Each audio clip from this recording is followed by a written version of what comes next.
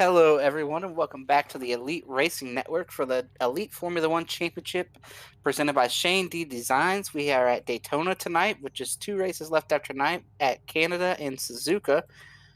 Tonight, we are at Daytona. We are setting the grid right now. I'm not sure. Do we have a pace lap here? Dave Huck is joining me in the booth. He does a lot for us here at Elite. Tonight, he's going to help commentate. Do you know if we got a pace lap? Yeah, I don't know if we're doing a rolling start or if we're doing a fixed start or not. We do have a pace car in the way, so yeah. I'm thinking we're going to roll around here, so we got time. On the pool is Scott Ramler at a 123. Then it's Ethan Stanley, Chad Frankenfield, Hunter Smith, Ryan Scholl, Justin Fortner, Wesley Crump, Michael Klein, Brandon Burns, Alex Gray, Marshall Stanley, and Craig Forsythe. And this is a rolling start. I believe they are talking about it right now. Yep, so we'll come around and the pace car will dive off, and then Ramler will have the field to go where he wants to. So real quick here, I want to give a shout out to all our sponsors, everybody at Shane D Designs. They're a motorsport graphic organization that first began in the spring of 2020. From iRacing to real life, our paint scheme designs have made virtual dreams reality. TA Services. For over 36 years, TA Services has been a trusted domestic and international full-service third-party logistics provider offering freight brokerage, managed transportation, warehousing fulfillment, and cross-border logistics services to shippers around the globe. Blue Egg Marketing, they are the marketing department for small business, and BritzyCam. Britzy is a venture-backed tech company based in Toronto and Boston, and they're on a mission to reimagine the group photo experience. So as we come around here, it looks like most everybody is on the white tire. Is that the medium tire? Yes. That's the hard tire, right? Wait. Red is soft. We have Wesley Crump. Yeah, whites are hard. So Chad's on a medium, Wesley Crump's on a soft, and Craig Forsythe's on. Everybody else is on. Alrighty, so that is it. Thank you for your help there, Dave. I wasn't sure what tire was what, but as we are started down into turn one, and they are running this with no front stretch chicane, so the speeds down into one next time will be quite fast. Oh, we got contact in the back of the field. It's Wesley Crump. And who is over there? Can't tell who that other car is yet here.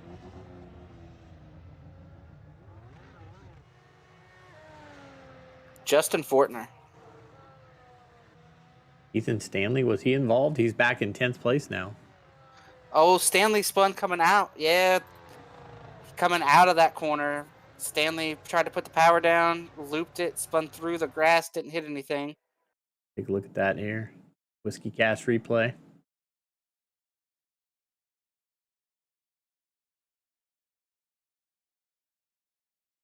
Just trying to get the power down there and looped it right around. Well, I hate to see that because I felt like he was maybe the one guy that could give Scott a run for his money. Yeah, definitely. They've been really tight in their lap times all through practice and all through qualifications. I get an issue with Hunter Smith has crashed. Let's take a look there. Number 12 car.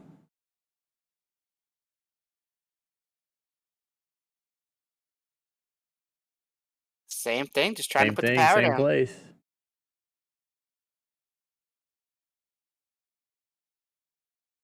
Lots of action early here from Daytona.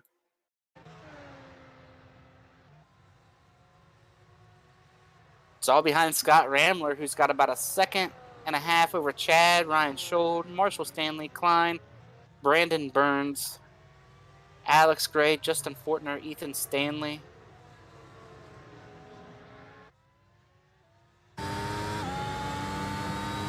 Scott just on a Sunday drive. Here it is. This is coming down into turn one. This is oh no, that's off of two. It's still going pretty fast down here into this backstretch chicane.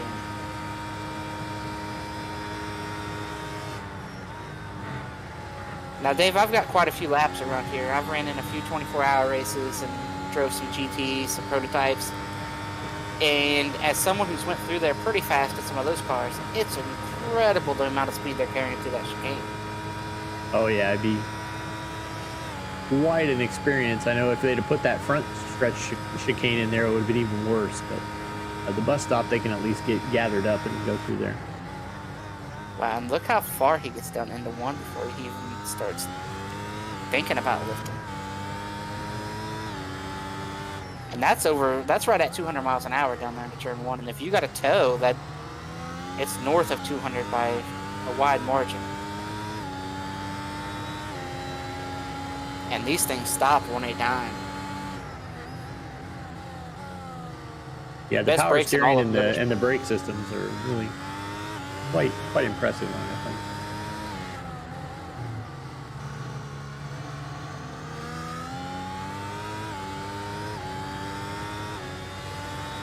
Yeah, and for anybody that's watching that's made laps around this track in the Daytona 24, those lap times are about 135s, 140s. You know, in race, it's between 140 and 145. These boys are running around here in the mid 120s.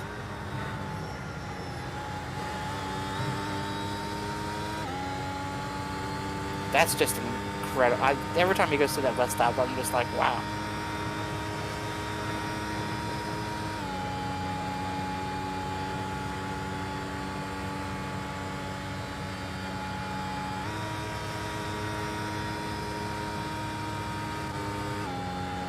That's 194 down into that brake zone for our leader. Absolutely incredible. And Justin Fortner's going to have a tow. He was north of 200 right before he pulled out.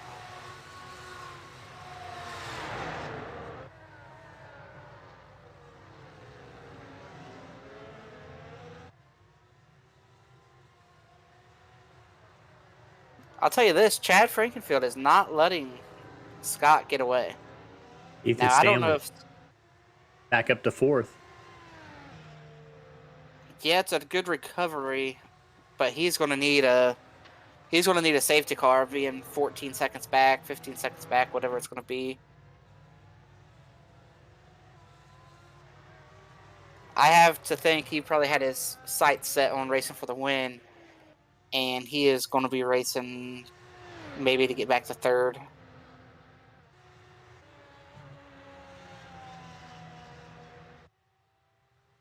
I'm very impressed with Chad right here, though. The lap times did not suggest that he was going to be a threat for this, and just a little bit closer, he might get a tow. Just got to be a little bit... He's not close enough to get a tow right now.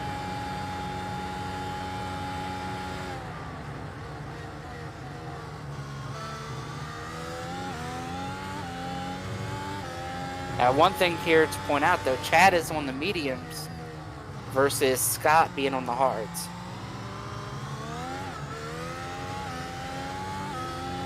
Little wheel spin there, coming power. So one would think Chad needs to get up here and make this pass fast if he wants to make it at all. Oh, little right front lockup down there. And I believe, has Chad won a race this season? He has not, has he? No, he hasn't. With only 3 races left tonight, we got Canada and we've got Suzuka. Chad really wants to win an F1 race to say that he's won an F1 race. And time is running out. We do have 3 of our top 4 point standings people here tonight. Got Rambler 144, Ethan Stanley 131. Isaac Morris hasn't been back since the first 3 or 4 races. He won all three or four of those races. Yeah, competition there, I guess, just wasn't there for him, huh? No. He threw away some easy money. Everybody else loves that.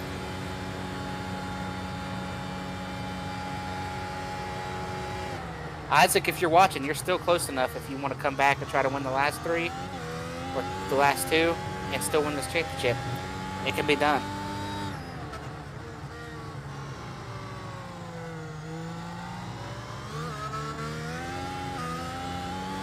With Rambler being his teammate, you'd think they'd talk every once in a while. If we did have a team concept to this whole thing going on, but I think that kind of went. Oh, Chad Chad's is around. spinning. He saved it short of spinning, but track position gone.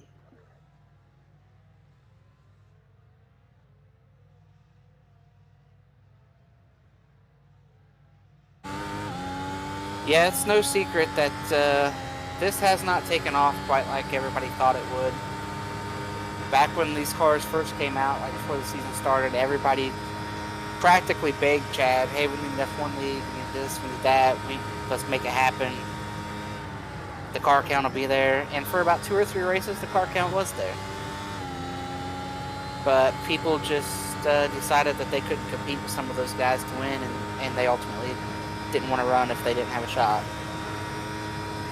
It feels like you really have to dedicate some time to get really, especially running on some of these courses that aren't the typical F1 tracks.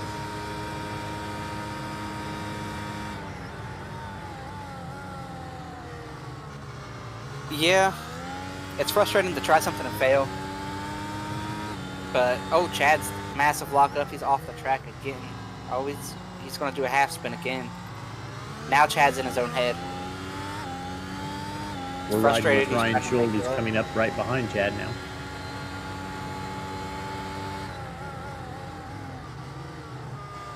Might be those tires too. He went with those mediums. Maybe they're giving up at this point.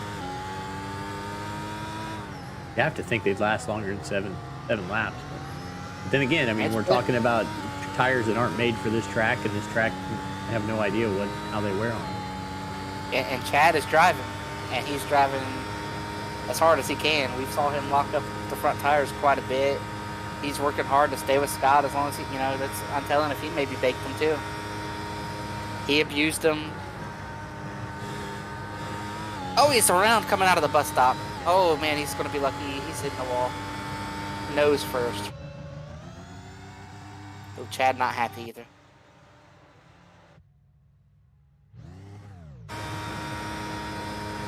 Chad with some not so nice things to say after he hit the wall. That would be why we don't broadcast the driver chat.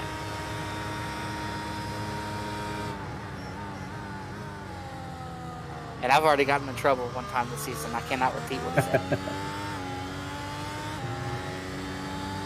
Well, frustrating in there for Chad. He was one of those top 4 in points, right? Yes, he was. It does bump Ethan Stanley back up to 3rd.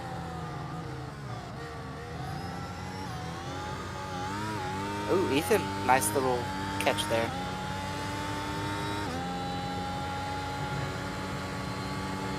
He's cut the gap in half. He's now only 7 seconds behind.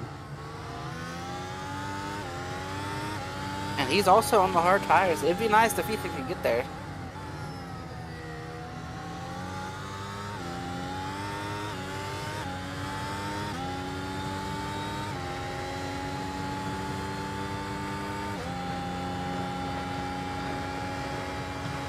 I'm still seeing Ethan at 17 seconds behind him.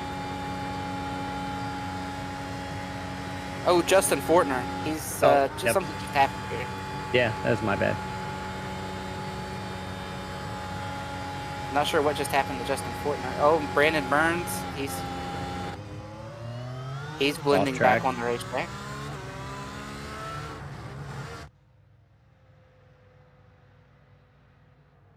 Dropping like flies all of a sudden.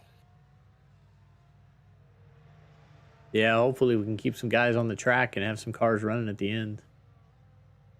Look at that. How long was that left front locked up for? That looked like the whole brake zone.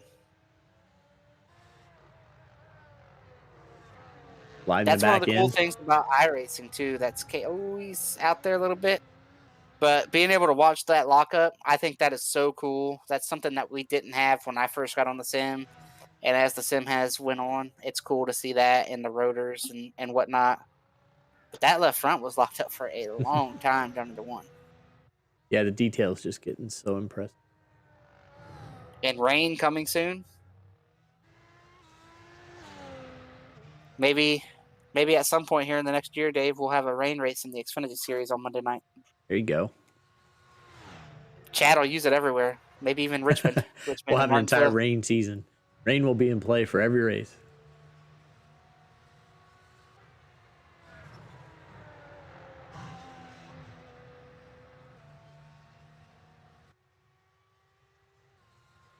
I Well, believe we have a full slate as well, right? This week we've got us here with F1. I believe Dave is also part of the broadcast in the trucks. yep, got trucks at Las Vegas here in a little while. 9:30 tonight. Yeah, and I hate to break the bad news to the people who tune in to us and the trucks. Gerald Campbell will not be with us tonight. Hey, our listenership just went up by 10. Gerald's under the weather. Harry's under the weather. So we'll have Sam Dyer sitting in with us. Right? Where are you Then at you'll have Monday? me back. Talladega? I believe Cup, so. Yeah, I'll be back both for Cup Talladega. and Xfinity are at Talladega. I'll enjoy the Xfinity race a lot more than the Cup race. I'll tell you that. Actually, you know what? I'm out of the playoffs. I'll enjoy both of them. I'll get to race both of them. Well, obviously tomorrow I'll be up here with you and um, Robert. yeah, Robert. I couldn't remember his name. Oh man, I hope he's not watching. But yeah, me and Robert with you tomorrow night, and then me and Robert will be out on the racetrack, maybe drafting together Wednesday night. There you go. And then Friday, do we have an IndyCar race? Nope. Not until December 9th, because now they're in full prep for the Indy 500. Is that right? I was thinking there was another race before then. No, the next event will be December 2nd, will be the qualifying. So then in the week following that, will be December 9th, will be the 500 race. There's also Carb Day activities in there. They have a lot of practice days to allow everybody to get a lot of practice for the Indy 500. Yeah, I'll have to make sure I catch all those practice days. I got to make sure I get enough practice and whatnot. I don't want to make my spotter mad. Yeah, the schedule went out in Discord today, so check that out. It's got a lot of dates to keep track of. So the month of May is getting ready to start here at the end of November. That is correct. And I don't have a list in front of me of who all is going to run it, but I am sure we will have IndyCar names on there, and people from all over the racing world will jump in. And I know that's Rich Mar Florist is going to be the sponsor for this Indy 500, and I know they work with the league quite a bit, so I think that's a pretty cool deal going on.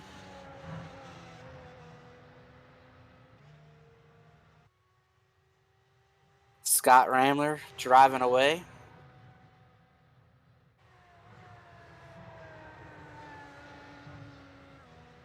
There's Ryan Schold. We haven't said much about him. He's just been running in second place, doing what he needs to do.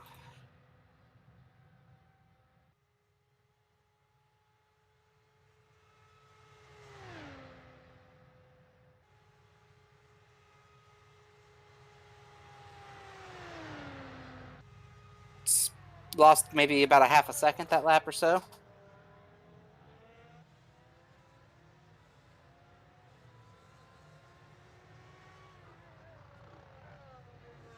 I'll tell you what, there's a battle going on around P7 here. These two are really throwing each other around back there.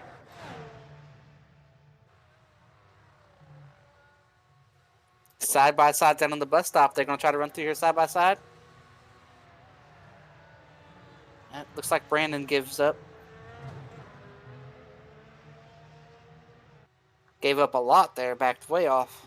Makes it look like Justin Fortner's getting attacked by Mercedes. Look at all the sparks. These things just dragging. Maybe nothing will be left by these cars, from these cars at the end of this race.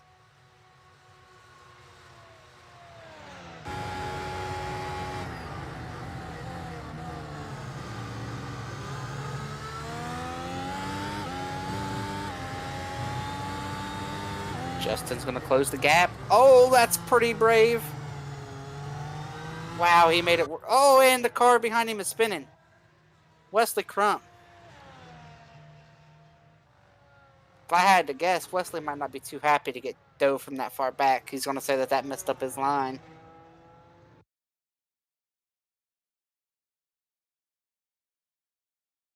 It's a brave shot down into the brake zone.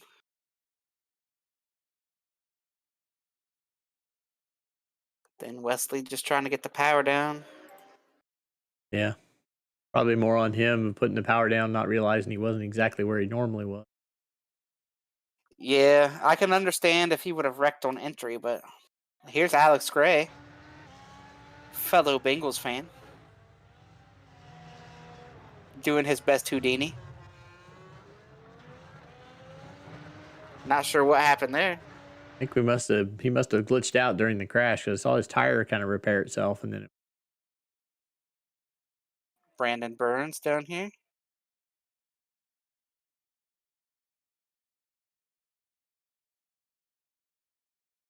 hell of the wall. Oh, Oh, not ideal.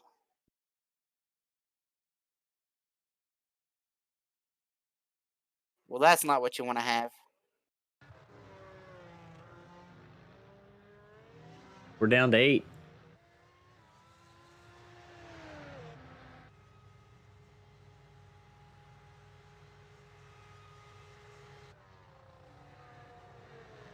Yeah, they're starting to fall out of here. No mistakes out of Scott Ramler so far. Hunter Smith is up to 4th. Solid P4 going on for him. We should be coming up on lap traffic here. In-car Wesley Crump in front of him, I believe.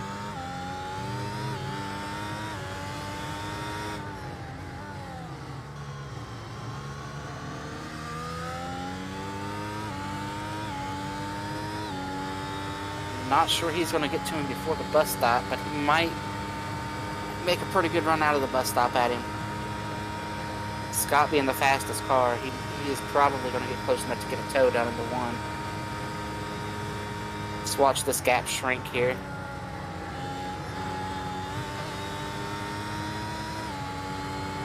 Oh yeah, he really cared. I still don't think he's gonna. He didn't get close enough. He made a good run at it, but unless Wesley is feeling really nice and really generous, he is not going to get to this pass before turn 1. Which there's no pressure on Scott, so it should be no big deal to be stuck behind him through the infield. He's not going to do anything that puts him at risk.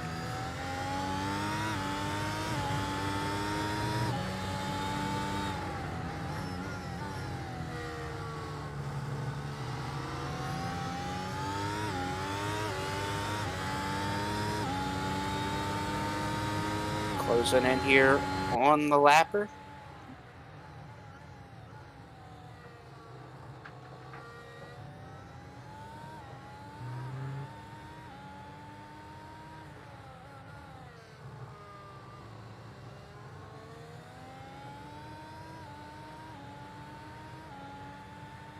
Does he get there before the bus stop? That is now the question. I think he will. Oh, Wesley's going to be real nice about it here.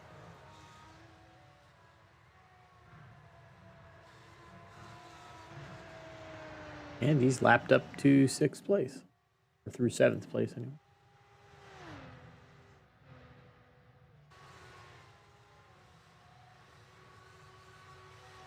Maybe Wesley wanted to get a look at him going down into the bus stop. How are you so much better than me right there? Let me see this. Yeah, if you're able to tuck in behind him, you could learn from him, but he really blows by you so fast that you just give you that chance. Be coming up behind Alex Gray here next. Oh, Justin Fortner's wrecked, and he's backing up onto the racetrack here. Right in front of the leaders, too. He is going to blend back right alongside Scott Ramler. Just losing a ton of pace there, though.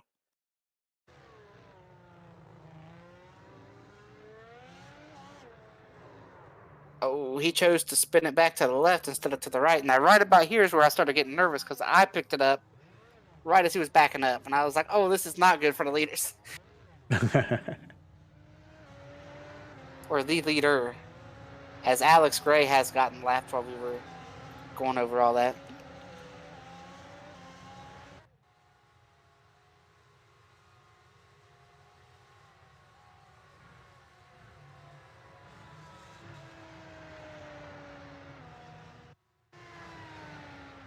But give a call to Alex Ray here while he's got that spot. When he passed Fortner there, that put him in the top 5. He's about to lose that spot back to Wesley and Fortner here. So he does his best Houdini down the front stretch once again. He's a blinker tonight. I think he got his internet from Walmart. Oh, gonna go run him here late in the brakes on the outside. Way out here. Way out here. And Fortner's going to Whoa. shoot the gap. Wow. Wild, Alex Wild just West stopped. back there. He said, "Go ahead, boys." Oh, now Alex is off. Is he going to hit? He's going to stop short of the tires. Man, I bragged on him. We jinxed him. My fault, Alex. My fault. I think he couldn't believe that his spotter probably called out 3 wide in turn 1, 2. That section there. 3 wide. What? We're in an F1 race at Daytona's road course. 3 wide.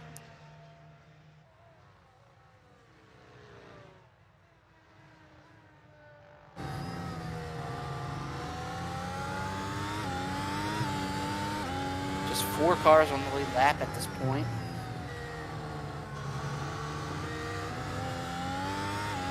And I'm doing a terrible job. I have not kept up with who is pitted, who is not, who has changed tires. So I think everybody still has to pit. I'm positive Scott. Yeah, the top 4 have not pitted yet. Everybody who has pitted had trouble on track.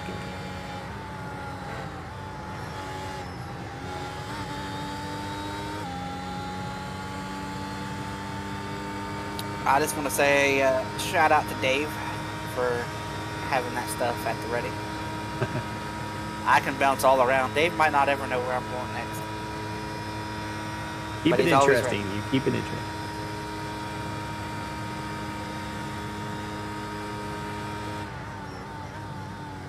Riding on board with Ethan down into the first turn.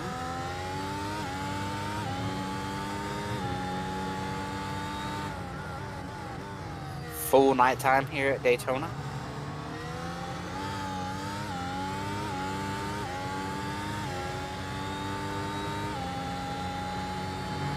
We are approaching the 9 o'clock hour, actually, to be. Oh, Ryan Schold is off in the tires. Needed my little track map being white.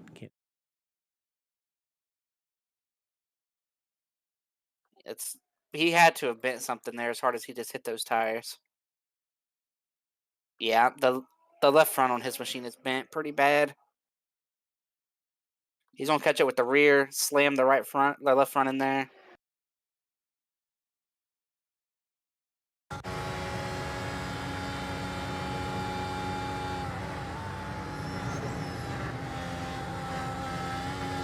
Having a solid run. B2, doing what he needed to do. Now he's been a toe length.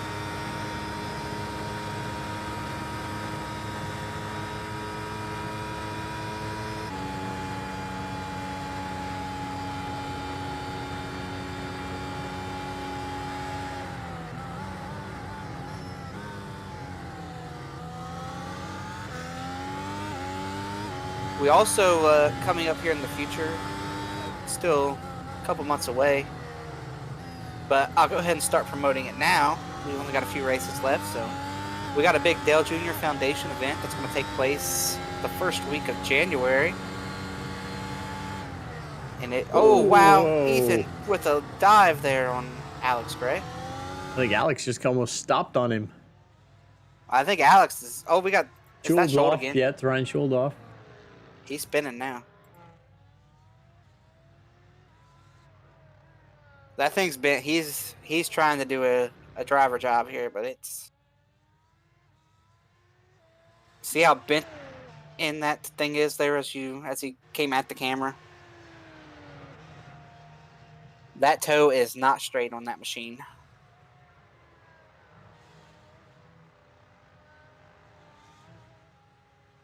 But as I was saying, we got a big Dale Jr. Foundation event coming up. I believe it's 8 hours, correct, Dave? 6 hours. 6 hours.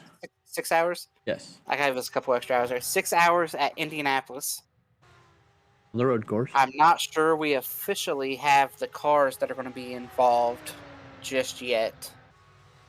I do know LMP2s will be included. Yeah, I know LMP2 and GT3. Yeah, I think the GT3 and LMP. But there was talk of something else, like there was going to be there. It's not finalized yet on all the cars that are going to be in it, but it's going to be a great event. Everybody should try to come out and watch or participate. I believe it is a $10 entry fee per team. Should be a great event.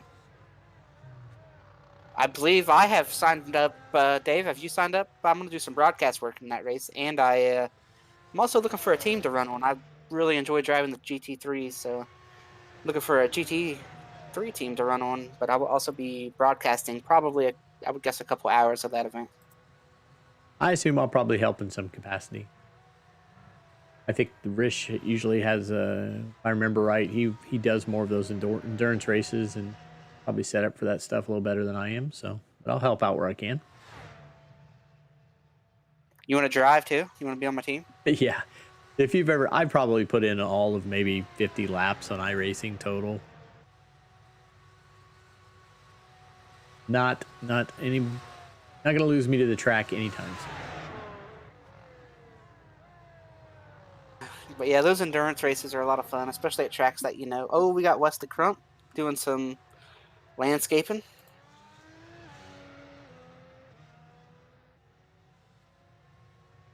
Back, take a look at him. I bet he's gonna have trouble getting the power down. I bet you so. Right about there. Wesley Crump Landscaping Services. We need a number for people to call and get their lawns mowed.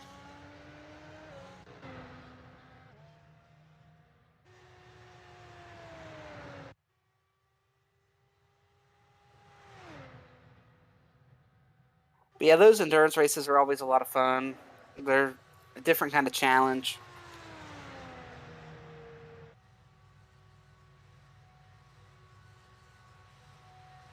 So we look at Scott Ramler now, 24 seconds up on Ethan Stanley. I'm more kind Brandon of Burns has loaded up and went home. with those endurance races. I'm more kind of fascinated by the technology of how you're able to switch drivers from within a game. I mean, you can have two drivers that are sitting opposite sides of the world and switch out and take over the other car. Kind of cool. Yeah, that's another thing that wasn't around when I first got on iRacing, and now you just you get ready to load into the session, and he loads in, and when you come into pit road, he can pull you out and get himself in. It's Wesley Crump is wrecked over here again. Oh, he's done this time. He towed. He is done doing free landscape work for Daytona. This the same corner? Yeah, just a lap later.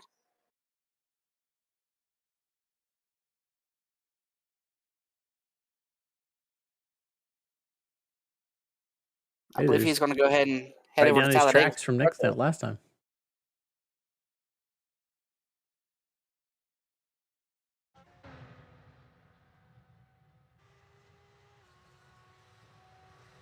But yeah, I mean, it's the driver switches have came full circle where you can do them. The day to night transitions. That's one of the coolest things on the sim, and you only ever see it at Daytona for the 24. And it's so cool to be in the car as the sun goes down, and especially as the sun comes up. I think that's cooler than the sunset. That's And the always been the track part I being missed when I watched it. If I would watch it late at night, I'd stay up and get all nice and comfortable on the couch and watch it overnight. And then you'd always be asleep and miss the sunrise. well, and right before the sun comes up is when you're running the fastest on the sim, and so the track's like super cold, and our team always double stints or triple stints the tires in the nighttime because the track has just got so much grip and it's so cold you can't get heat in the tires. It's one of the things they've got like real life where it's just super hard to get heat build up in the tires. And so the fastest laps of the session and the whole 24 hours are ran in that sunset or sunrise period.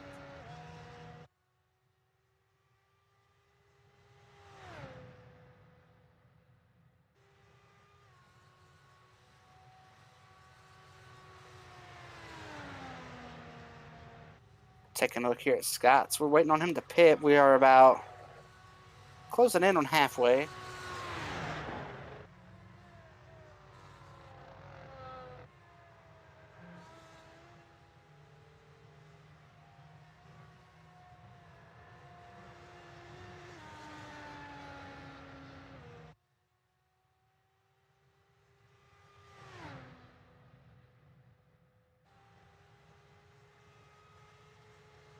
25 seconds over Ethan Stanley, 33 over Schold. Hunter Smith there in P4. Justin Fortner is taking over where Wesley Crump has left off. Just did some landscaping. Got to finish mowing. Yeah, they're doing the same spot over and over, though. You got to move your line a little bit. Or move to a different patch of grass. You get a rut there, they're going to get stuck in. Yeah, nobody wants that.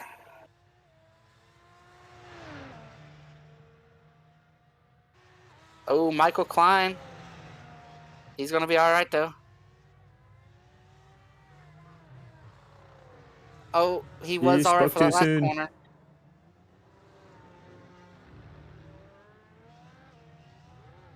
You know what happened? He was like, man, I got away with something there. And then he got down to the next corner and messed that up.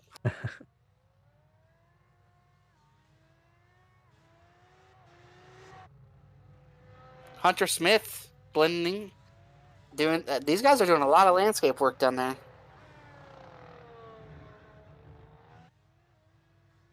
If they ever bring Formula One to this track, that'd be a good place to sit down there, I guess, if you want to see some action.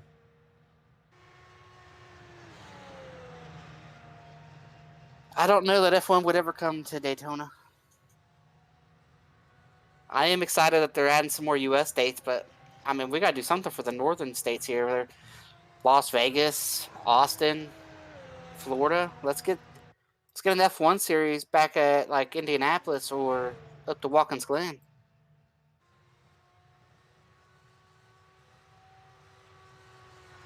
That would be the one and only time I've ever seen an F1 car live was when they Indianapolis. Yeah, and then the very last race at Indy, that was a not a great day. A pretty good video out there of the booing and a few cars on track. Yeah, and that road course is different now. They've changed the layout of that road course. It's got new ownership. I am 100% confident that those issues would not come back. A wobble for Hunter Smith.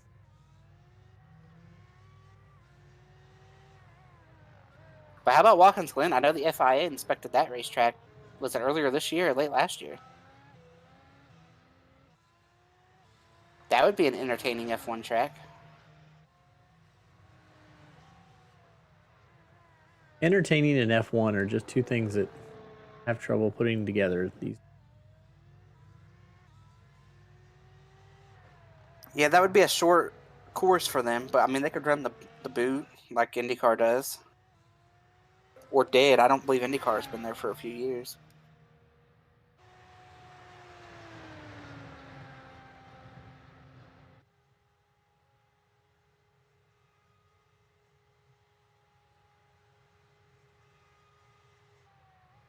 This is really a tough time of year for motorsports fans. Everything's kind of over.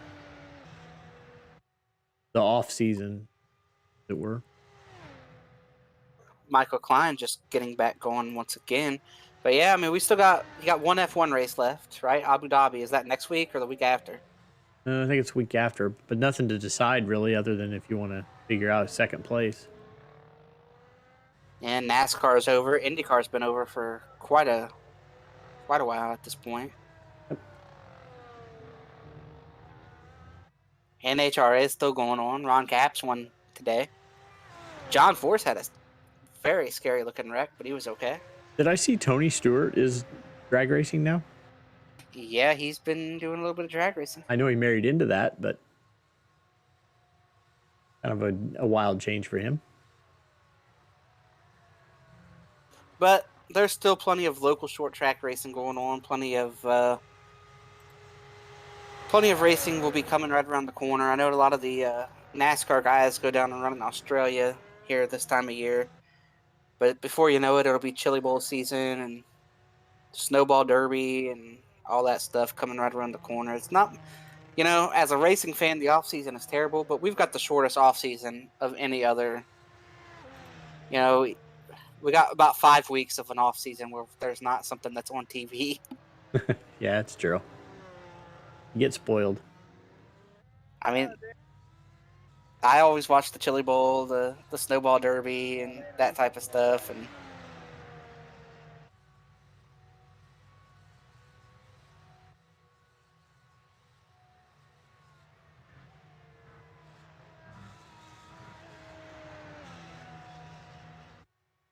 not sure who's going to be running the Chili Bowl this year, though, because there's a lot of drivers speaking out against that, including Kyle Larson. So I'm not sure if a lot of guys are going to go back and run the Chili Bowl. Larson said that his series that he helped put together is going to run something else. Lots of drama in the racing world if you know where to look. Yeah, and I'm sure with your new business venture, you're going to be able to talk a lot about that a lot more now. Get a lot of good insight. Yeah, we'll see. It's the first aha moment happened when the KBM announcement came out, and I was told by someone directly involved. I won't name drop him, but I was told by someone directly involved that he would be involved in that deal. And when it was announced, lo and behold, he was. So excited to see what's going to happen for him next season.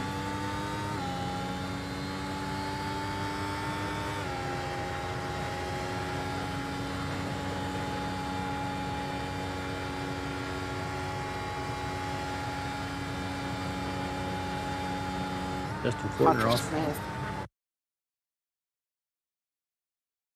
I called Justin Fortner Hunter Smith. Their cars look the same. Oh, that's wall contact. Oh, that's hard. That's what she said. And then the wall spat out his. I can't carry that joke any further. Always good though. I could have, but I won't.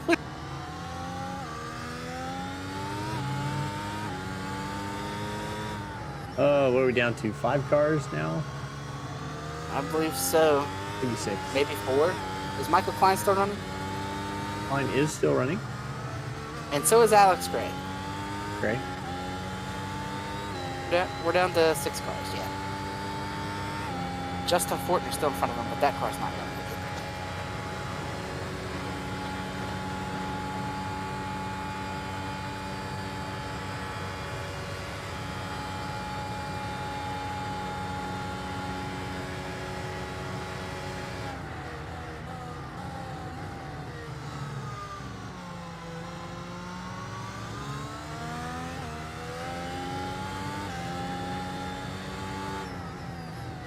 So with the new F1, well, this F1 season still have 1 race left, and lots of changes expected over the next year in F1.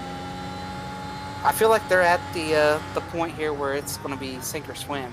You know, they've kind of gotten the right trajectory with some of the stuff they're doing with the next Netflix special and whatnot. Now I think they've got to put a little bit better product out as Michael Klein. Ooh, I'm surprised that car just drove off from there. Alex Gray now top 5. Yeah, we won't talk about him. He was the last time we talked about him when he got there. It did not go well very shortly after. But where do you see F1 going? Do you think they'll be able to take this and get a little more competitive and add Andretti and two American teams, right? Andretti comes. Yeah, I would like to see him add Andretti, but I don't want it to just be a non-competitive team. I would want him to have a bit of a good run and have some good drivers.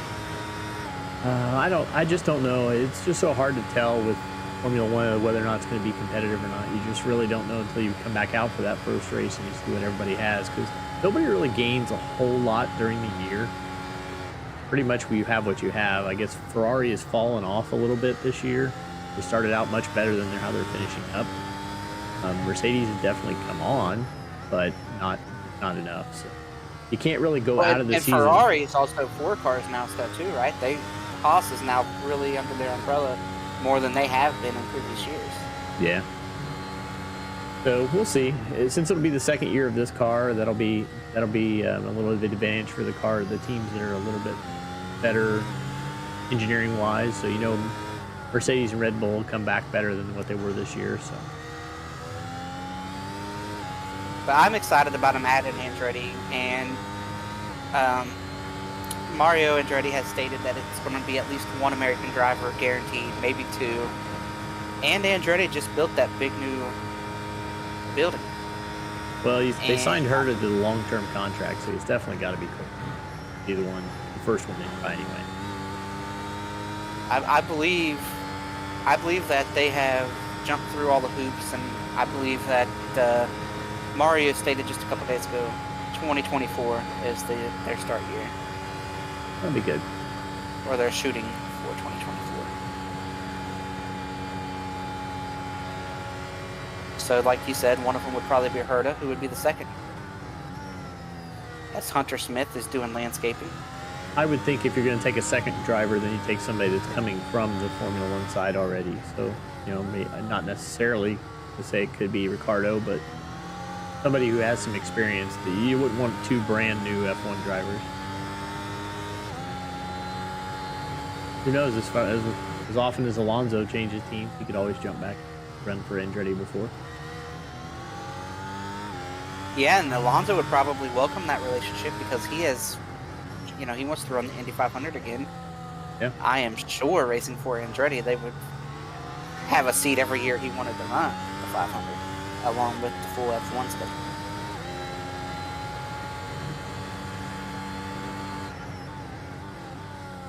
-1, obviously. I know that F1 runs Monaco the same day with the Indy 500 every year. Yeah, it was really weird. The one year they didn't conflict. It was kind of odd to wake up in the morning, not be watching Monaco while I was watching all the pre-race stuff.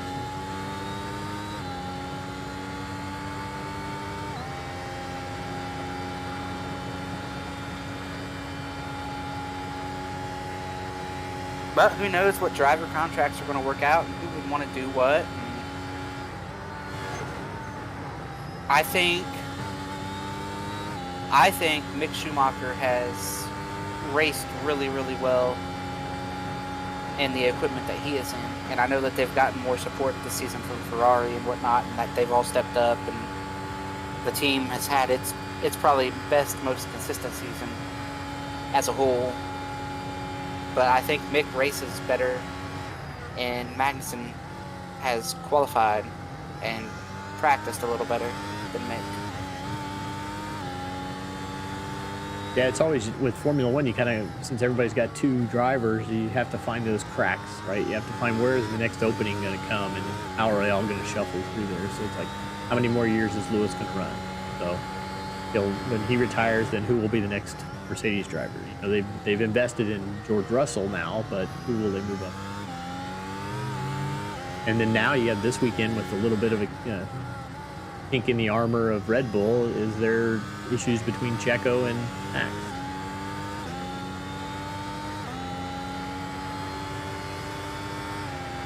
Well, I think if there is, you're going to keep Max over him.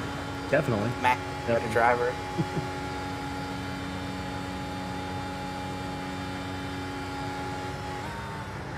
But it'll be interesting to watch it all play out. And I know, myself included in this, a lot of people want to see Mick do good because of his dad and everything that's happened with that situation. Yeah, did I see one of his dad's cars sold for like $5 million or something in auction? Yeah, it's just a shame what happened to Michael. And to have something so crazy like that, where he wasn't even in the race car when it happened, you know what I mean? Yeah. Just insane, and he sits there and can't even go out to the races to see his son race. You know what I mean? That's such a terrible situation, and he is, in my opinion, the greatest to ever drive an F1 car.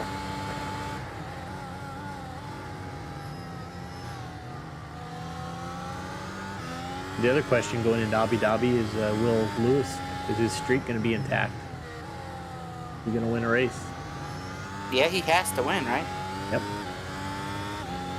That gives Max something to go for. If he can break that streak, I'm sure he would find great enjoyment in that. Yeah, what happens if George Russell is leading at the end, Lewis is second, does Mercedes try to Yeah, tell they George they to let talked him about go? that today too. Would be, would you do that? But I don't know. A streak isn't If I'm something where George it's like a, Russell, there's a no way season. I'm leaving the league. There's no way I'm letting him win just because. Yeah, and he should have been. I mean, really, when they said that they were going to race it out, that was even more than what you probably could have done. They probably could have said, "Okay, George, you stay where you are. We're going to stay here." But by them telling him that they were going to race it out, they were already telling him, if Lewis gets to you and passes you, we're going to let him pass you. Oh, Ethan Oh, Stanley around. Stanley. In a pretty safe spot, though. Yeah, he's 26 seconds ahead of Ryan Schultz, so I think he'll get back going in time.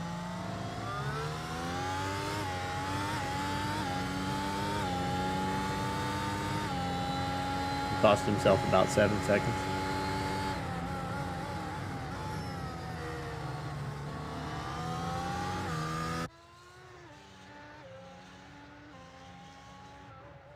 Go back and take a look at what happened to him.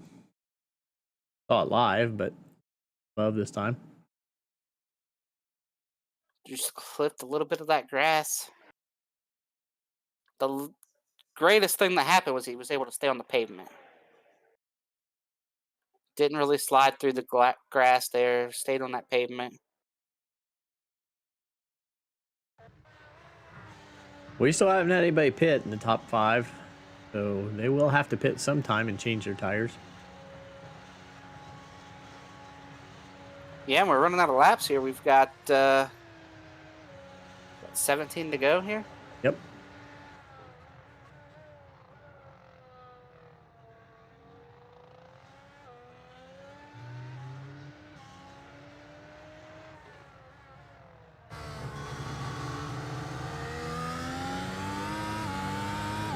Far more exciting to watch from the in-car view if there's nobody to really pass.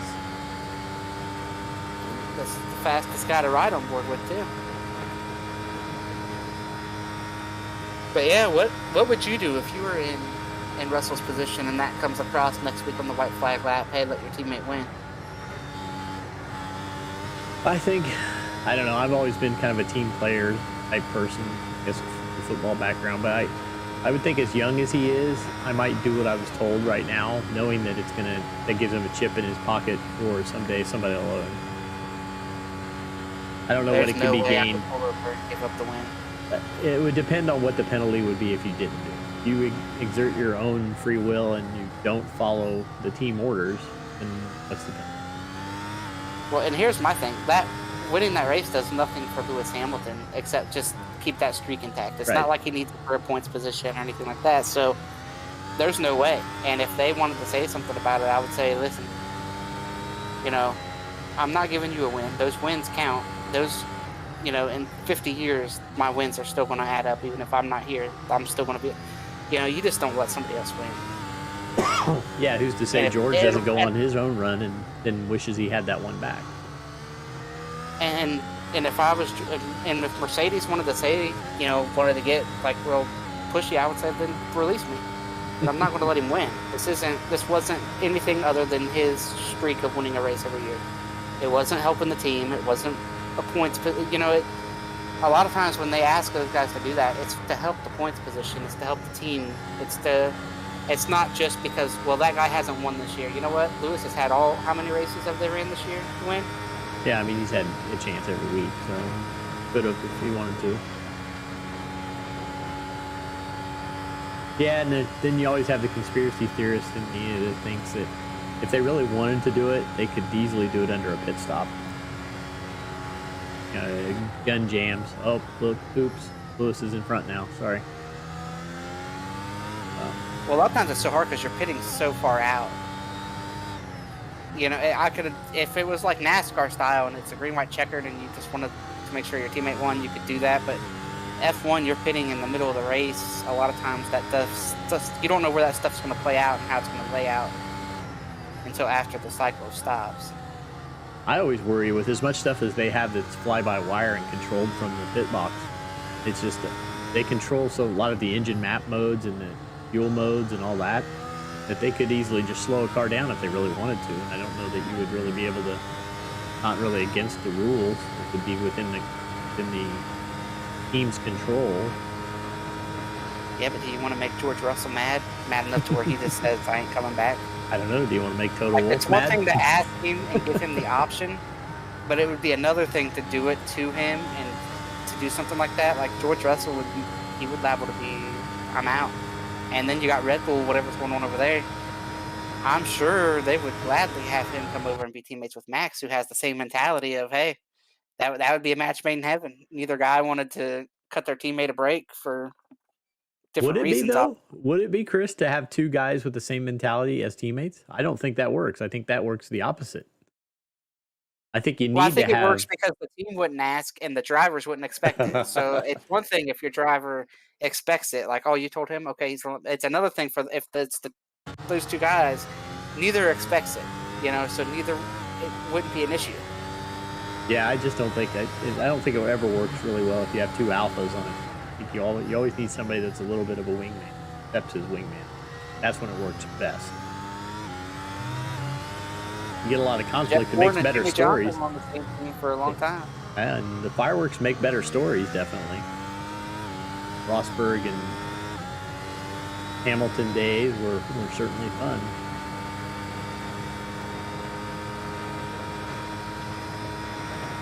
But that's a long way out.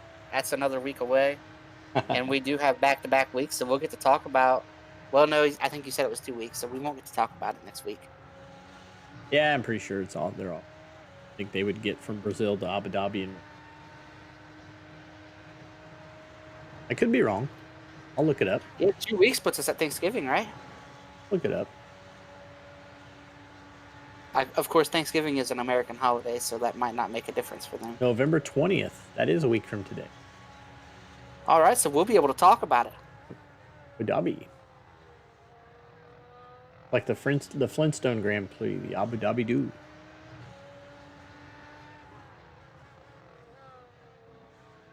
Did I go back to? Do you have any plans for Thanksgiving just yet, Dave? Oh yeah, loads of plans. Doing lots of family coming in from out of town, trying to gather. I think we got something scheduled for Thursday. We got a dinner big scheduled for Friday. Some family that hasn't, a lot of cousins that haven't been in the same location in several years will all be in town at the same time. So I think everybody's over. All those cousins are over 21 now, so they're planning to hit some bars and have some fun. So yeah, it'd probably be one of A our. lot of football, right? Oh yeah, and there'll be football throughout.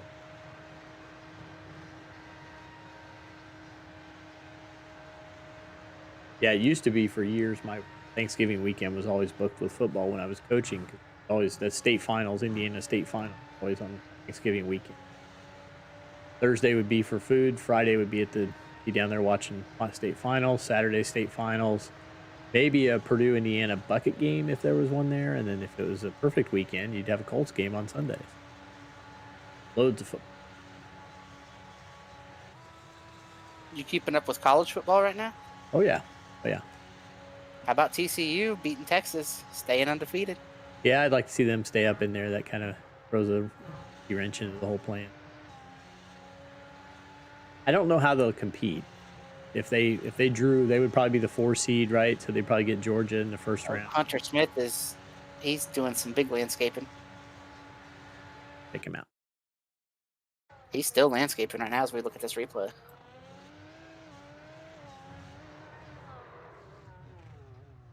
All kinds of grass over here that needs cut. Yeah, no tracks over there. He's first timer over there.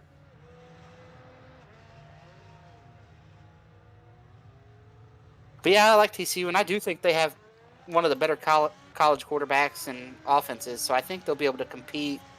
The defense looked really good against Texas, who's played everybody pretty close. That Texas team should have beat Alabama.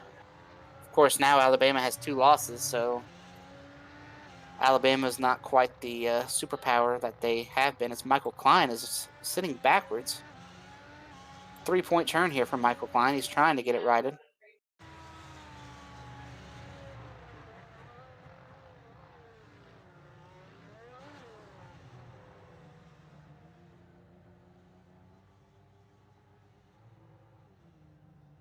He's going to pull forward. He's going to back up.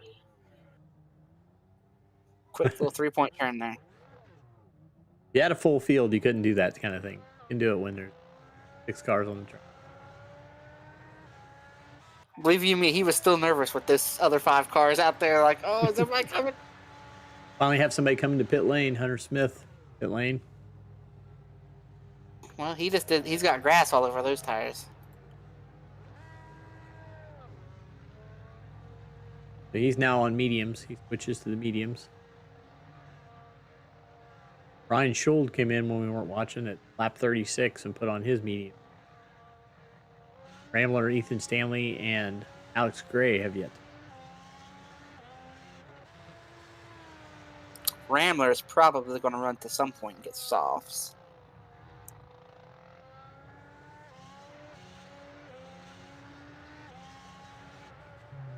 I would guess any time now. Softs could probably last you 10 laps, I would think.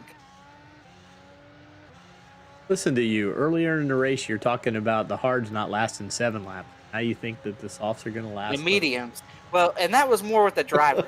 Okay. Chad probably abused those tires so hard.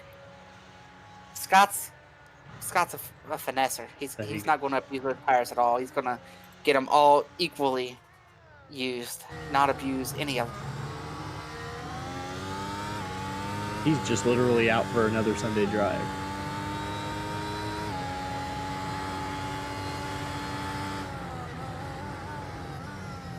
But we know how hard Chad was working to try to keep up with Scott.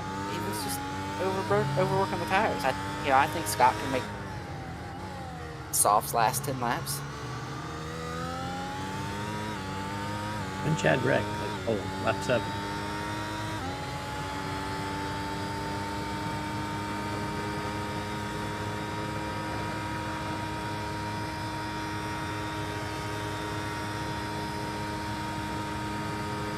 But yeah, we got the big game coming up here. Michael Klein is through the bus stop. Yo, look out. Literally went straight through the bus stop.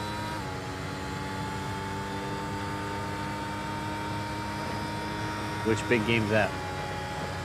Got the big game here. Everybody's talking about Ohio State, Michigan coming up in a couple weeks. Yep, that's it. I think if it's close, there's a chance both of them still make the 4 after Oregon's loss. I think the only team that could probably get in over them at this point is Tennessee would have an argument to be in that top 4 if they went out. But Tennessee's probably going to lose the SEC championship game to Georgia. They're not going to be in it. It's Georgia, LSU. Yeah. So Tennessee should win out. So I think if I think the Ohio State Michigan game isn't close, Tennessee will slide back into that 4th. But would USC be given the nod if USC wins out? No. And as a Pac-12 champion? No. Because USC's only loss was a close loss that they maybe should have won. And we've seen the committee value champions, and I think a one-loss champion. I just think they don't care about the Pac-12, especially they won't care about USC in the Pac-12 since they're leaving anyway. Even but it's the committee. Even the Pac-12 wouldn't lobby for them. What would pay I don't know. money? I would rather see USC get in over Tennessee because Tennessee got beat pretty handily. USC's only loss was a close loss, and if they win out, they'll beat Utah in that Pac-12 championship game, which is the team that beat them.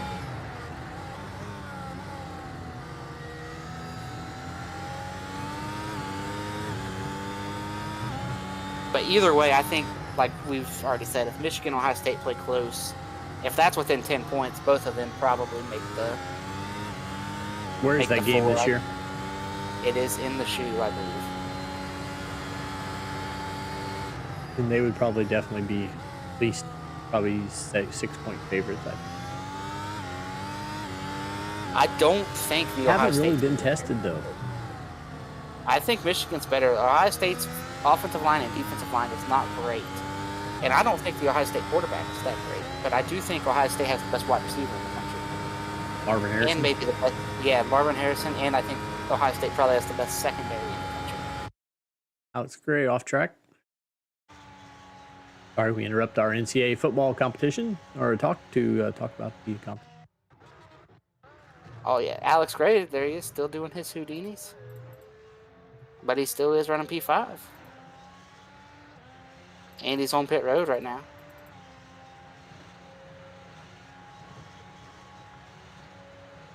And here comes Scott Ramler to pit road. This has got to be softs. I'll be shocked if this is anything but softs for Scott.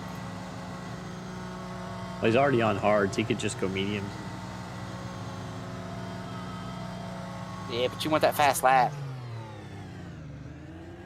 Not sure if he holds that fast lap as we sit. Oh, look at that softs. Here we go. We're going to see some flyers right here.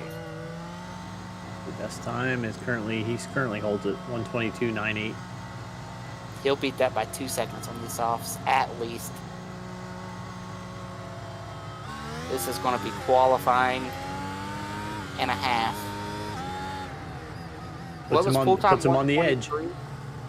120.3 was pull time and qual. I bet he beats a 120.3 here. Or at least that's right. I'm going to go ahead. I'll stick to it. He'll beat it.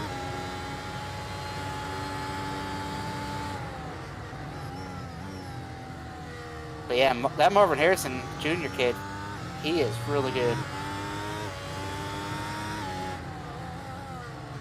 I believe you folks in Indiana know something about that, right?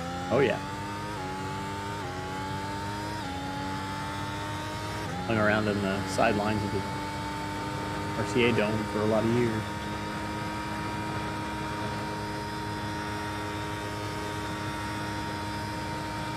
So yeah, I think Michigan will come in and beat them this year pretty handily. I don't know that it'll be that close.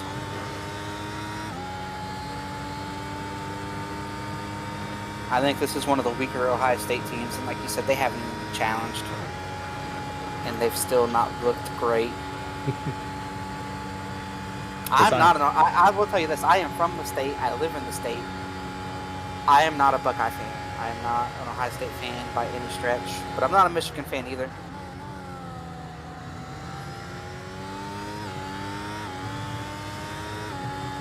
Well, Boilermakers are still in the running to win the Big Ten West if they win out, but then that just leads them to be the lamb to the slaughter for either Michigan or Ohio State in the Big Ten.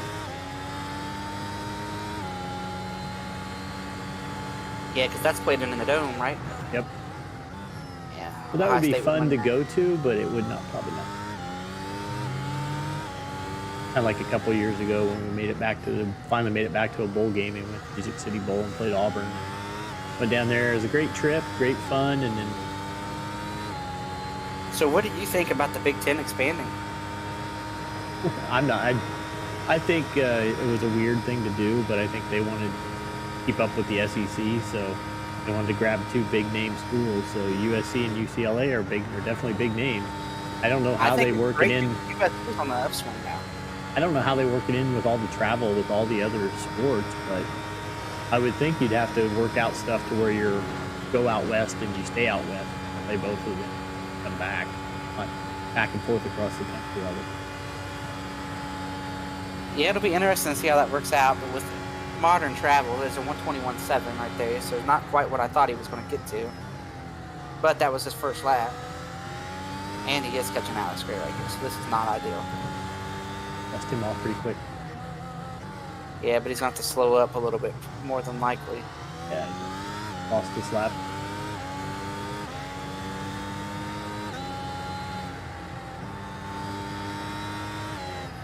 Oh! Oh my gosh! God! Boy, when Alex backs off. Wow. That would have been... That... Let's back that up. Wow.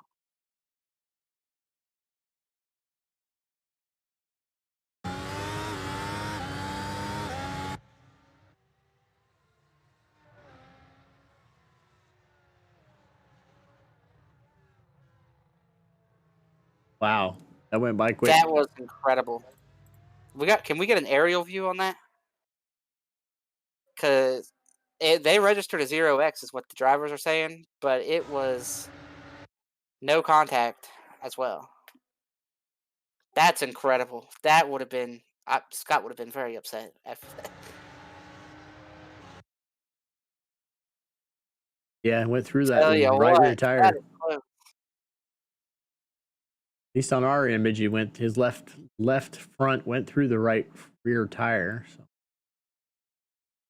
could have been way worse. Could have been catastrophic. Oh, Michael Klein is landscaping once again.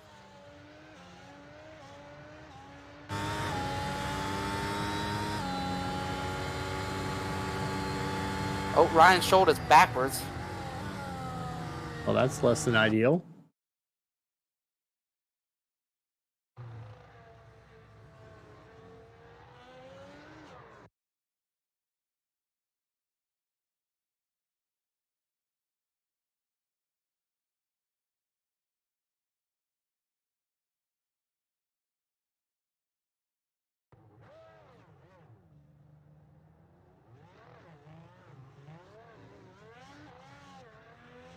Everything's calmed down for the minute. Looking at Scott try to run a fast lap here. Can he beat the time that he's got up there? I believe a 1:21.7 is currently fast time. He's going to make me look dumb if he can't get down into at least the 120s. Getting close. Yeah, I don't know if that close call makes you back off a little bit or 1:22.1, so it's not looking like it's going to happen for a quick lap. But yeah, adding USC and UCLA, that's two schools on the upswing, especially USC here with getting their coach. UCLA, I believe, has got Chip Kelly, so definitely makes the Big Ten more competitive. does make for an interesting road game that I could travel to. I've seen a game in the Rose Bowl, but I've never seen a game in the Coliseum. Yeah, I've been talking to Josh Adams. We're going to try to go to watch Ohio State USC because, as I mentioned, I'm not an Ohio State fan. I am a USC fan.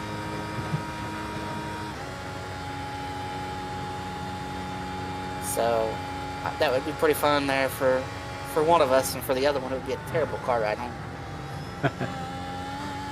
That'd be a hell of a car ride.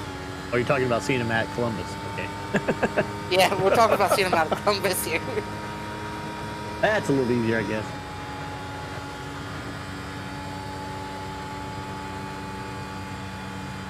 Be great to watch USC come up to the shoe and beat Ohio State in their own stadium.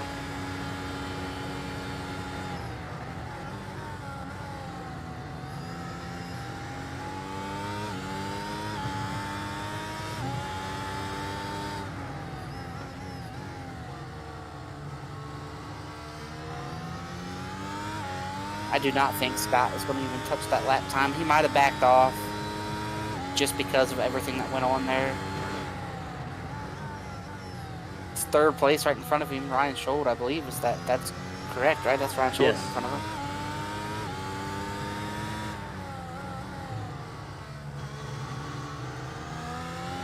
Not often you get a podium where the third place car gets a lap down. Tell you what, we might have a race for fifth here soon.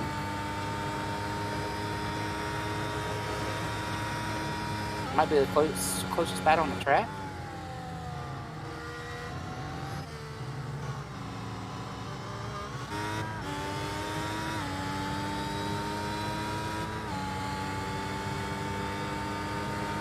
Looks like it just got close because Michael Klein had an off on lap 46 and made up 11 seconds.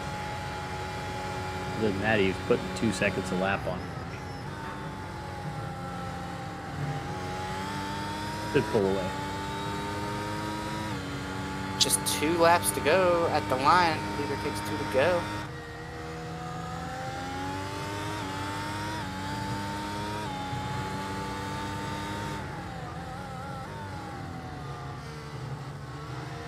I wonder if the Big Ten championship location is going to change when USC and UCLA take. That's a long way for them to come to the championship.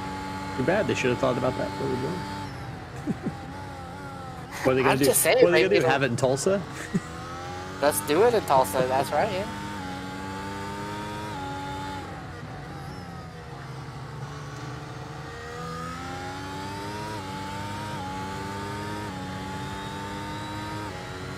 We'll have to see how the realignment goes. They put them in the west, or put them in the makes sense in the west, but obviously. I mean, really, it really doesn't matter whether it's the west or the east. Either way, they're coming all the way across the country when they play on the road. Yeah, I was more thinking how often that they would be likely to qualify for a championship. If they get stuck in a conference or stuck in the division that has Ohio State and Michigan, it's very rare that they may ever get there. Now listen, you're counting out Lincoln Riley here pretty quick. You have to have a really special year to make it. Last lap. I think USC could give them a run for their money here. I am not going to let this USC slander go on. Ohio State will be lucky to see a championship.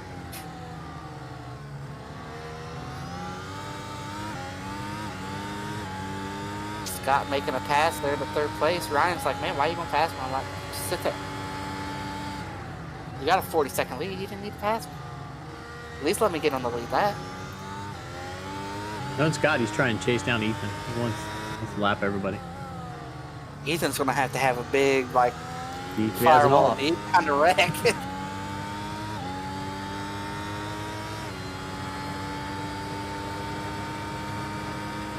do not. Oh, Alex Gray is around. With contact from Ethan Stanley.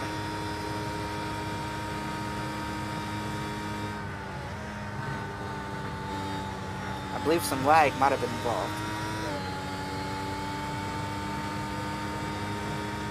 So that firewall deep wreck we were talking about just about happened. That's right. Coming off the last quarter, Scott Ramler takes another checkered flag. Ryan Scholl's going to come home third. Not very often you can call third place before second place after the leader takes a checkered flag. Yeah, it would be weird. The overall time for this third place car is going to be less. Ethan Stanley's going to come down out of turn number 4, NASCAR turn number 4. And he will finish in second place.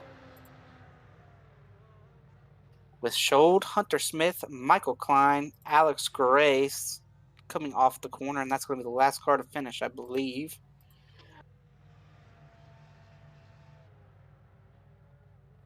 Everyone is done.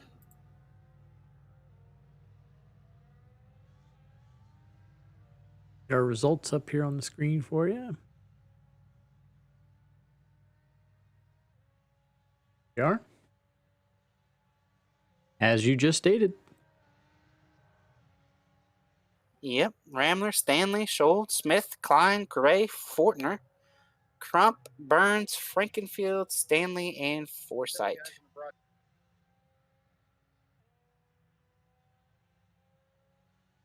I believe we've got our leader, our race winner, and some interviews coming. But real quick, Dave, we didn't get a chance to thank our sponsors after the start. You got a commercial over there for TA while we get some interviews going here? I do. Let's run the TA spot right now.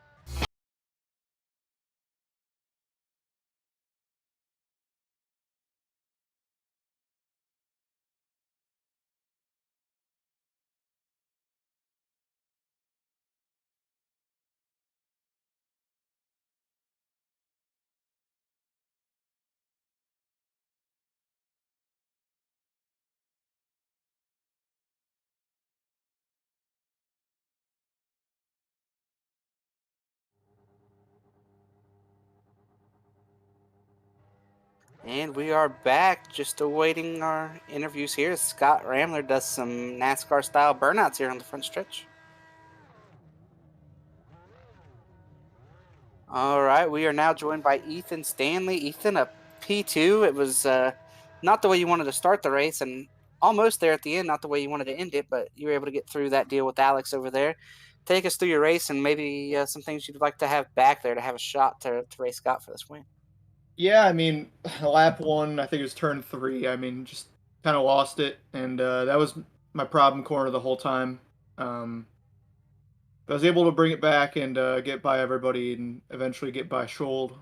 And get back to second. He was able to get the fastest lap too, I think. So, I guess damage reduction. I believe Dave could figure that out for sure. Dave, do you know, did Ethan take the fastest lap?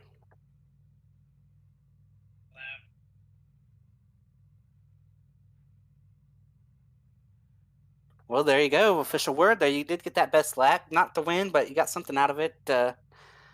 Any shout outs you want to give, sponsors you want to thank before we let you jump out of here and get ready for back to back weeks? We're going to be in Canada, I believe, next Sunday.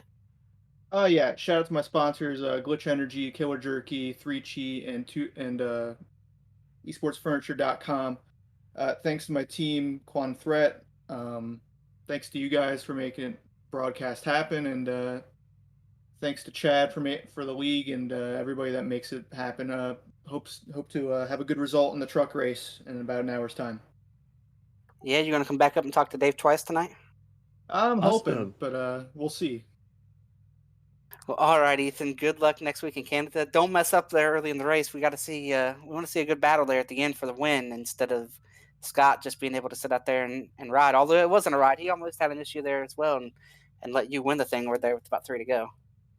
Yeah. Hopefully I could pull something through, and maybe I can have a fight for the championship. But yeah. So see you guys next week. All right. See you then, Ethan.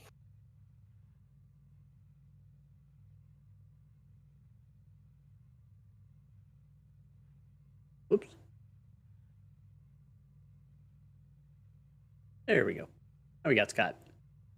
Yeah, now we're joined by race winner Scott Ramler. Scott, it was smooth sailing for you at some points. Chad gave you a run there early, and then some of the traffic almost got you caught up in an incident. Take us through your race, and was it as easy as it looked watching? Oh, it was very much easy. The early charge from Chad, I believe he was on mediums. I knew he was going to be able to get to me. If he got to me, I was going to let him by because I knew that this track was just absolutely shredding the crap out of the mediums, and the chances of him beating me on strategy from a medium hard standpoint was pretty much slim to none. The incidents, those had me scared. I was backing way off going into the bus stop when I was following lap traffic. We had an incident in practice where somebody spun out toward the wall, clipped the wall, and bounced all the way back across the track where I was trying to avoid. So keeping that in mind, I was backing way off out of the bus stop, just trying to avoid what I could. Had a couple spins there in the infield happen right in front of me. But other than that, it was just saving tires and waiting for the fuel to burn off so I could throw the softs on and go for the fastest lap. So I got a question here. You didn't really address it there. What was the pucker factor there with about 5 to go when you were behind Alex Gray? Hold on, I gotta look through my replay. 0x, I believe, but y'all didn't hit. Yeah, that was weird. I got the 0x, and it looked like he had spun to the inside of the kink. At least from my view, it did. And then I see my incident counter flash up is a 0x to a 4x. So I guess on his system, it registered us as a much bigger hit than it was. But let's see, that happened on what, 46? It happened towards the end, but we were really nervous for you because I was, that would have been race ender for you if you would have gotten that contact. No, it was the lap before I ran the 22.9. Yeah, because on the broadcast replay, it was like a full-on contact with his right rear and your left front, but it could have been much worse than what it was. Oh yeah, that absolutely could have been a lot worse. I'm actually having trouble trying to find it here. Yeah, he had some blinking issues, so we've had trouble trying to grab some of it. Should have been 43. But were you aware that you did not get the fast lap tonight? We thought you were going to. We were watching. We were on Scott Watch there when you put those softs on, but you could not quite get up there to what Ethan ran. Yeah, that doesn't surprise me at all. Ethan had was able to have the drop on me. He was managing his tires well, even through all of the incidents that he was in tonight. So it came down to how far am I really comfortable pushing these hards with the pace that I was trying to keep up in them. And I drew the line right about lap 45. So the next lap out that I got that was clear track, I went for it. I wasn't really too worried about the extra bonus point, but yeah, congrats to him if he got it, man. That 121.7 was quick. I didn't get to see what he ran. Let's see. 121.66. 121.66. He did it by a tenth, man. You're gonna snag it. Do it by like 3 or 4 tenths. The ball is in his court. But I mean, you couldn't have found a 10th out there somewhere? Oh, I'm sure I could have, but I was just trying to keep the tires under me. But yeah, congrats to him for the fastest lap. That putting down a lap that fast is not easy in these cars whatsoever. You get offline just ever so slightly, and this car will bite like you guys had seen tonight. You unsettle the car in just the wrong spot, and it'll throw you into the wall head on at 180 miles an hour. But yeah, I did what I could to get the fast lap there, but didn't quite get it. Yeah, and before we let you go, are there any sponsors you want to thank, shout-outs you want to give? Yeah, I want to give a shout out to Joe Hutchings for being on the box for me tonight. I really appreciate him. He was with me with my win at Lime Rock last week, helping me keep an eye on Ethan and trying to figure out what his strategy was going to be. So we had two minds working against one there. Want to thank McConey Setup Shops for coming on and Jeff McConey for being an awesome sponsor. Love working with him. Hopefully I get to meet him here at some point, but yeah, it's always good to put the McConey Setup Shop stable into Victory Lane. I can't speak. You almost said something else there. Yeah. Yeah, let's not do that on broadcast. Well, you got two races back to back here. One of the very few times we'll have that. We're racing next week from Canada. Good luck in Canada next week, and I believe you're gonna. Are you you leading the points, right? I am leading the points. I don't quite have it sealed up yet, but I'm hoping that by the time we go into Suzuka that I can just race for fun. Now Yeah, a lot of it I think is going to depend on car count. It looks like right now it's 13, but I'm not sure if that was before tonight or after tonight. I believe 13 was before tonight. But yeah, excellent run tonight, and kudos to Ethan for fighting back the way he did, man. That is not easy, making a couple of mistakes and coming back. That definitely would have been interesting if he had kept his car clean to see where both of us would have ended up. I believe Dave's got something he wants to say here. I was just going to say, he's your teammate. No chance of Isaac coming back to spoil the fun at the very end of the season? You know, I've tried contacting him. I haven't heard much. I will try to see if I can get him to come up because well, you don't have to. I was just wondering. we don't know. I mean, his spot's still there, and he could just be watching the point standings every week. We have no idea. So yeah, I've got no idea. I don't think at this point, even if he came back and swept with the fastest lap each of the last two races, I don't think he could change his position in the standings. He might get Ethan if he does that, but I'm going to be fighting him tooth and nail if he does come back. He's going to be over 30 points behind Ethan after tonight. I don't think he can cover that in two races.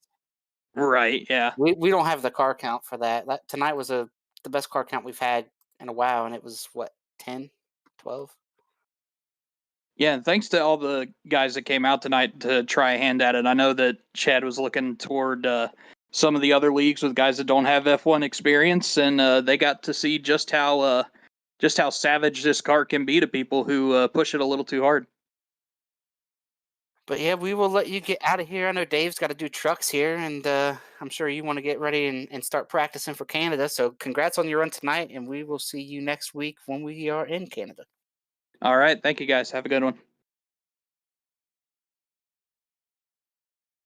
Well, Dave, we saw a little bit of everything tonight. We saw a lot of craziness at the start, lots of offs, but we did see a decent car count all the way through, and that was nice to see. I think there was a lot of room when these guys spun out. We noticed that it was a lot of grass out there for them to run through. They didn't necessarily hit the wall. yeah, it was very forgiving, and that let us keep some cars around. I think we've said everything that we can possibly say. We covered a lot of topics during tonight's broadcast. So Yeah, a lot of non-racing topics. But before we get out of here, I want to give a shout out to all our sponsors. This was the Elite Formula One Championship presented by Shane D Designs. Thank everyone here at Shane D Designs. Of course, TA Services, we saw their commercial, Blue Egg Marketing, and Britzicam. As for Dave and myself, we will be back with you guys tomorrow night. I'm not sure Dave will do too much talking tomorrow night, but we have an F1 race next week. We got the trucks coming up here in about a half hour, 40 minutes or so. So stay around your YouTube here for the Elite Racing Network live truck series action from Talladega tonight, Talladega tomorrow night. hey, we're Vegas tonight. I got Talladega on the mind. I'm so sorry. I almost sent you to the wrong place. But as for us, we will see you next